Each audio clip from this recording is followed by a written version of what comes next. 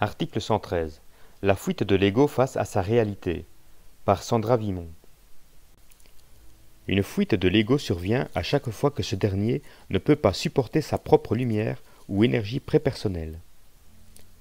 Cette fuite correspond au rejet de l'ego de sa réalité cosmique qui existe sur le plan de son esprit ou sur le plan de son esprit universel. L'ego rejette donc sa conscience préincarnationnelle qui se situe sur le plan surmental ou sur le plan supramental.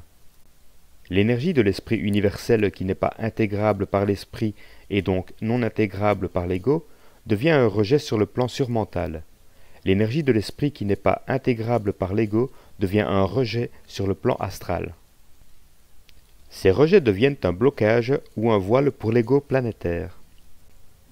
Il est à noter que ce voile est ce que nous appelons le mensonge cosmique qui retient l'ego dans une forme de quarantaine planétaire. Immanquablement, cette retenue d'énergie qui prend place fait en sorte que l'ego devient coupé de lui-même, soit de son intelligence face à la vie et de l'amour qui unit toutes les consciences du cosmos. L'ego devient alors déphasé face à lui-même, face à l'autre et face à la vie. Puisqu'aucune énergie ne peut être perdue, la lumière qui est ainsi rejetée est diffractée sur un plan de conscience inférieur à elle-même. Cette mutation de l'onde lumineuse la rend alors utilisable par des êtres extraterrestres sur le plan surmental et par des entités sur le plan astral. Ces êtres s'emparent de cette énergie diffractée et l'en renvoient ensuite à l'ego sous sa forme transformée. Cette onde, qui est modifiée par rapport à sa nature véritable, devient la pensée subjective que reçoit l'ego qui n'est pas encore apte à supporter sa pensée originelle dans son état inaltéré. L'ego qui ne connaît pas l'origine de sa pensée peut avoir tendance à s'approprier la forme véhiculée par cette onde, même qu'elle soit dissonante par rapport à sa nature solaire. Si l'ego ne réalise pas que la pensée subjective reçue ne correspond pas au réel de qui il est sur le plan de son esprit ou de son esprit universel, ou alors même de la source, il peut la croire et poser des actions qui seront la résultante de cette onde déviante qui s'incruste dans son psychisme. Ces actes seront caractérisés par une forme de fuite psychologique et ne seront pas en harmonie avec qui il est réellement, soit la somme des énergies de son esprit universel et de la source en lui. Le phénomène de diffraction ou de fuite psychique se transforme donc en un comportement psychologique de fuite, car l'ego ne peut pas supporter le réel de qui il est. Ceci générera automatiquement du karma.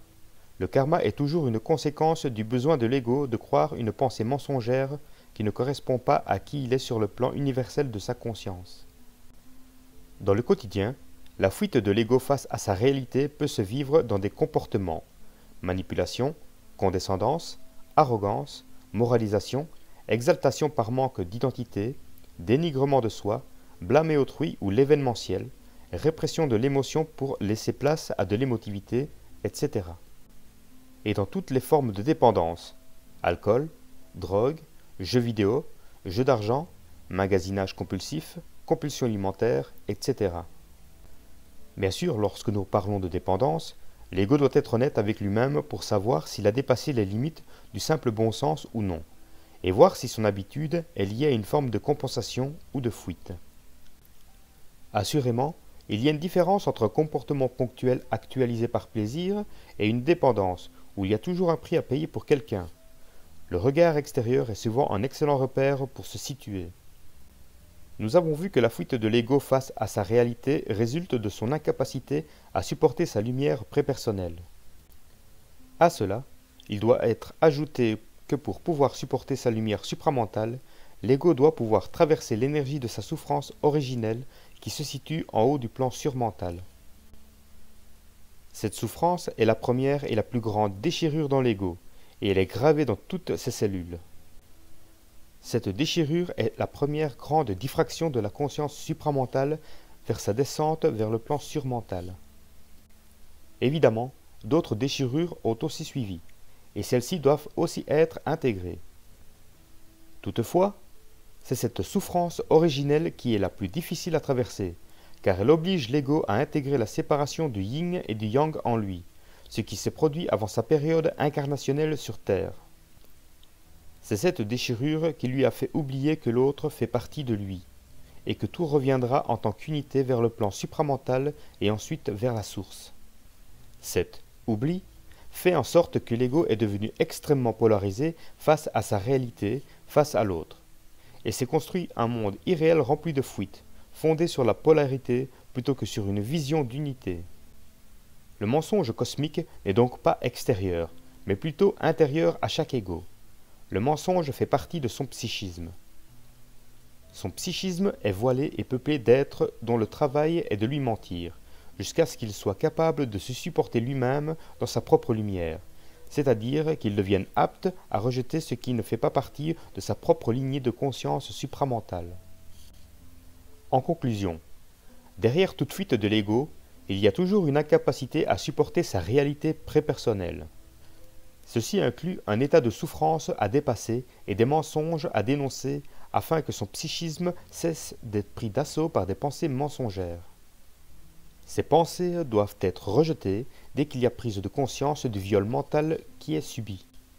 L'ego parviendra alors à traverser le fossé de la souffrance face à lui-même et face à l'autre, pour enfin retrouver ses origines cosmiques, sa lumière véritable, son état d'éternité, solaire, complet et unitaire avec l'autre. Le cas échéant, il restera dans un monde de fuite et d'illusions. Cet article provient de la page www.supramental.biz. Voix narrative de Dorian Roméo.